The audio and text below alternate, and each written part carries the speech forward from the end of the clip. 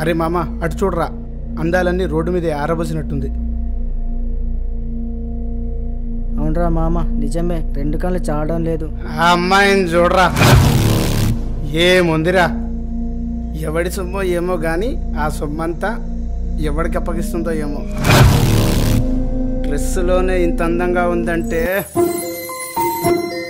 ఒక్కసారి నాకు దొరికితే మామా. అరే రోహిత్, అమ్మాయిలను వర్ణించాలంటే ఎంతైనా నువ్వేరా. కానీ ఈ రోజుల్లో అమ్మాయిలు సూపర్గా ఉంటున్నారు, పిచ్చెక్కిస్తున్నారా. అమ్మాయిలే కాదురా, ఆంటీలు కూడా పిచ్చెక్కిస్తున్నారు. నిన్న ఒక ఆంటీని చూశాను రా, ఏముందిరా, అప్సరసలా ఉందిరా. అంకుల్ గాడు ఆంటీని చూసే ఆనందిస్తున్నట్టున్నాడు. అందుకే ఆంటీలోని అందాలన్నీ అలాగే ఉండిపోయారా.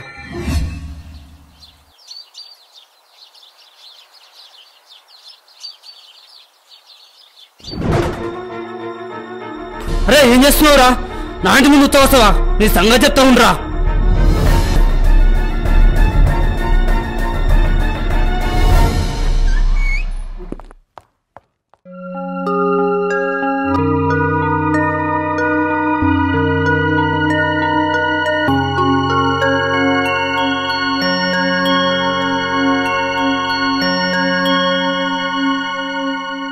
ఎవరు నా ఇంటి ముందు చెత్త వాడేశారు? బుద్ధి లేని ఎదవాలారా? నేనేరా బుద్ధి లేని ఎదవా. ఈ చెత్తంతా నువ్వు రోడ్డు మీద పడేసిందేరా, అందుకే నీ ఇంటి ముందు పడేశాను. నా ఇంటి ముందే చెత్త వాడేసిందే కాక నన్నే తిడతావా? ఎవడ్రా నువ్వు? బాధ్యత గల పౌరుణ్ణి, దేశభక్తి ఉన్నవాడిని. నేను ఈ దేశ పౌరుణ్ణి, నాకు ఉంది దేశభక్తి. దేశభక్తి అంటే జనగణమన పాడడం కాదురా, జనాలకి హాని కలగకుండా చూసుకోవడం. నేనేమి జనాలకు హాని కలిగించడం లేదే అని నువ్వనుకుంటున్నావు. ప్రతిరోజు నువ్వు చేసే పనేంటి? రోడ్డు మీద పాను తిని ఉమ్మేస్తావు.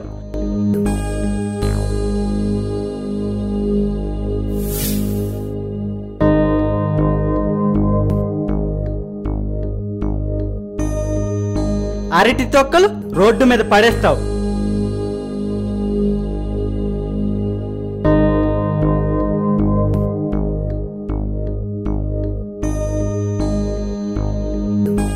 రోడ్డు పక్కన ఉన్న మొక్కల్ని పీకేస్తావు.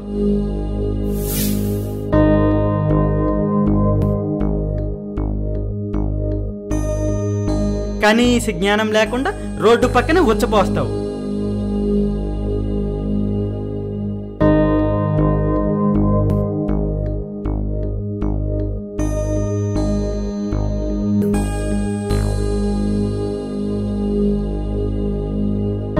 ఇదేనా నీ దేశభక్తి? మీ ఇంట్లో కూడా ఇలాగే చేస్తావా?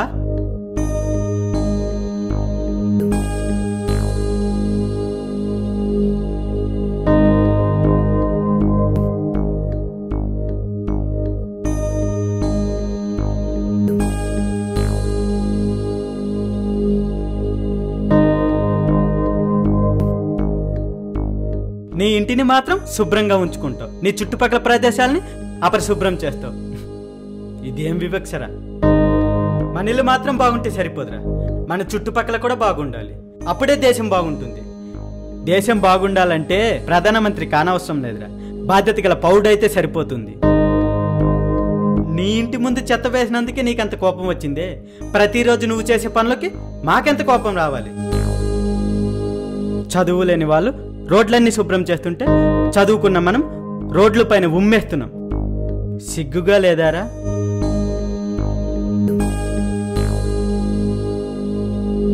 మనం మారాలి. నువ్వు మారుతావని అనుకుంటున్నాను.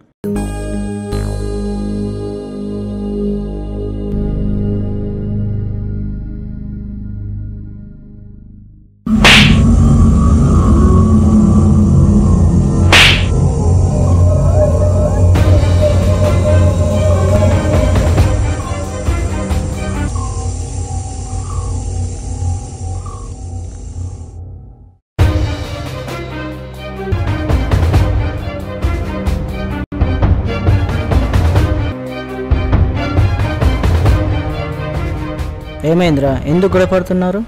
మీరిద్దరు ఫ్రెండ్సే గారా, ఎందుకు కొట్టుకుంటున్నారు? కొట్టాలా చంపాలా? వాడేం చేశాడో తెలుసా? ఏం చేశాడు? కాలేజీకి వెళ్తున్న నా చెల్లెల్ని చూసి వాడు ఎంత వల్గర్గా మాట్లాడాడు నీకు తెలుసా? వల్గర్గా మాట్లాడా? ఏం మాట్లాడాడు? చెప్పలేనురా, వాడన్న మాటలు నా నోటితోనే. ప్రతిరోజు నువ్వు ఆడవాళ్ళని చూసి వల్గర్గానే మాట్లాడతావుగా. పర్లేదు చెప్పు. అరే ఏం మాట్లాడుతున్నావురా? వాడన్నది నా చెల్లినిరా. చెల్లి నీ ఒక్కడికి ఉందారా? మాకు లేరా? వేరే వాళ్ళకి లేరా? అంటే ఏంట్రా? నేను మాట్లాడుతున్నది నిజం. అమ్మాయిల గురించి ఆంటీల గురించి నువ్వు తప్పుగా మాట్లాడితే అది నీకు ఆనందం. వేరే వాళ్ళు తప్పుగా మాట్లాడే ఆడవాళ్ళలో నీ తల్లో నీ చెల్లో ఉంటే నీకు ఆవేశమా? ఇదేం న్యాయంరా? మన ఇంట్లో ఉండే ఆడవాళ్ళను అమ్మ, అక్క, చెల్లి, వదిన, పిన్ని, పెద్దమ్మ, చిన్నమ్మ అంటూ ప్రేమగా పలకరిస్తాం. వాళ్ళని గౌరవిస్తాం, ఎందుకంటే వాళ్ళు మన బంధువులు కాబట్టి. మనకు బంధువులు కానీ ప్రతి ఆడవాళ్ళని అసభ్యకరంగా చూస్తాం, అసభ్యకరంగా మాట్లాడతాం. వాళ్ళని కూడా మన బంధువులా చూడొచ్చు కదరా. ఎందుకు ఈ వివక్ష? నువ్వే కాదురా, నీలాంటి వాళ్ళు చాలా మంది ఉన్నారు. మీలాంటి వాళ్ళ వల్లనేరా తల్లిదండ్రులు ఆడపిల్లని కనాలంటే భయపడుతున్నారు. ఆడవాళ్ళంతా మన బంధువులేరా. మన అమ్మని అమ్మని ఎందుకు పిలుస్తాం? అమ్మలా ఉండే మరో అమ్మని ఆంటీ అని పిలుస్తాం. ఆమెను కూడా అమ్మని పిలవచ్చు కదా. ఆంటీ అంటే ఏదోలా ఉంటుంది. నీ చెల్లిని తప్పుగా అనడం నువ్వు బాధపడుతున్నావు. ప్రతిరోజు నీలాంటి వాళ్ళు ఎంతోమంది చెల్లెల్ని తల్లుల్ని వేధిస్తున్నారు, బాధిస్తున్నారు, తప్పుగా మాట్లాడుతున్నారు. వాళ్ళకు కూడా నీలాంటి అన్నయ్యలు కొడుకులు ఉంటారు కదరా. వాళ్ళు కూడా నీలాగే బాధపడరా చెప్పు? మన ఇంట్లో ఉన్న ఆడవాళ్ళని ఎలా గౌరవిస్తామో మిగతా వాళ్ళని కూడా అలానే గౌరవిద్దాం. వాళ్ళని కూడా మన బంధువులా భావిద్దాం. మనసుకు నచ్చితే ప్రేమించాలి, పెళ్లి చేసుకోవాలి, కానీ కళ్ళకు నచ్చిందని కమెంట్ చేయకూడదురా. అరే ప్రశాంత్ ఆగరా. సారీరా, తప్పు తెలుసుకున్నాను. ఇంకెప్పుడు ఆడవాళ్ళ గురించి తప్పుగా మాట్లాడను. నన్ను క్షమించు. ఈ రోజు నుంచి ఆడవాళ్ళందరినీ నా బంధువులుగానే చూసుకుంటాను. నన్ను కూడా క్షమించరా. ఐఎమ్ సారీ రా. ఆ రోజు నువ్వు వల్గర్గా మాట్లాడిన అమ్మాయిలలో నా చెల్లి కూడా ఉంది. ఆ రోజు నేనెంత బాధపడ్డానో ఈ రోజు నువ్వంతే బాధపడుతున్నావు. నీలో ఈ మార్పు రావాలని నేను మురళి కలిసి నాటకం ఆడడం, నీ చెల్లిని చూసి తప్పుగా మాట్లాడడం.